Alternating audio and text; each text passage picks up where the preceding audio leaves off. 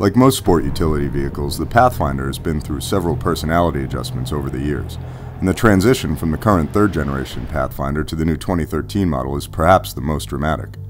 The outgoing Pathfinder is an old-school truck-based body-on-frame design, basically rear-wheel drive with substantial ground clearance. A rugged setup conceived for those who think driving fun begins when the pavement ends. But the adventurous element has been diminishing in the last few years, replaced by a much different set of priorities.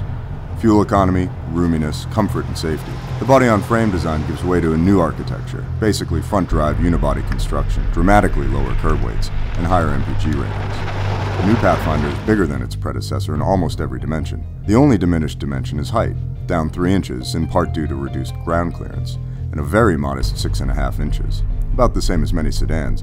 Nissan has put the added inches to good use in the Roomy Interior, whose middle row seats adjust fore and aft by as much as 5.5 inches.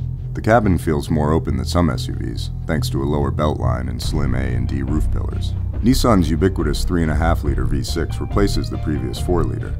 At 260 horsepower and 240 pound-feet, it sacrifices a bit of thrust, but it's hitched to a significantly lighter vehicle, so acceleration doesn't really suffer. EPA ratings are 20 miles per gallon city, 26 highway for the front-drive model.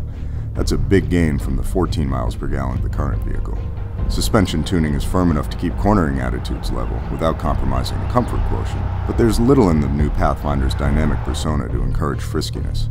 The new electric power steering system delivers little tactile information to the driver, and the transmission exhibits the up and down hunting that's typical of CVTs. Still, if fun to drive is essentially absent, there are other virtues of a grown-up nature.